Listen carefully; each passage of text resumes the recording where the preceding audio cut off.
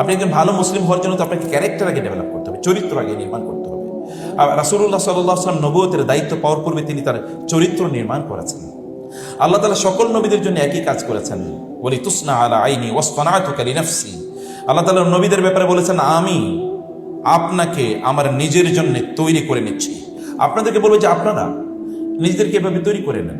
What is your vision, what is your mission, বলেন তো। আমরা এখন সবচেয়ে বড় প্রশ্ন করি কিভাবে, বড় প্রশ্ন করা দরকার ছিল কেন কেন আপনি এসছেন এখানে। আপনার গোল যদি এখনো সেট না করতে পারেন, মিশন যদি এখনো ঠিক না করতে পারেন, তাহলে I think that better you live this.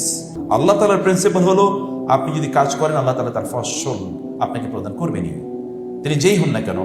এমনকি যারা not necessarily Muslim of other faith যারা আছেন, তারাও যদি প্রচেষ্টা করেন আল্লাহ তাআলা তাদেরকে তার ফলাফল প্রদান করবেন। কিন্তু আপনার চেষ্টাটাকে অনেক অনেক বেশি সুপ্রিম মাত্রায় আপনার চেষ্টাটাকে নিয়ে যান এবং আপনি ফোকাসড হন। আপনার রাসূলের আদর্শ কি বলেন তো?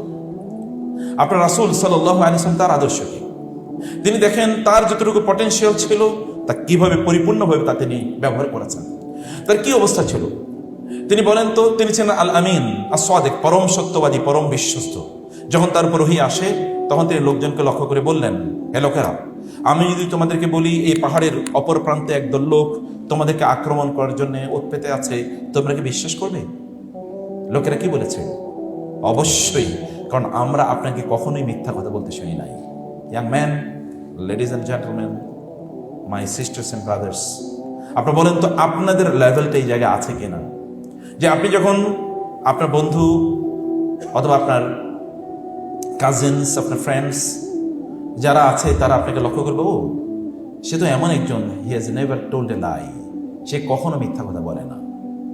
এরকম একটা লেভেল আপনি নিজকে নিয়ে যেতে পারছেন কিনা, এটা তো রাসূলের আদর্শ।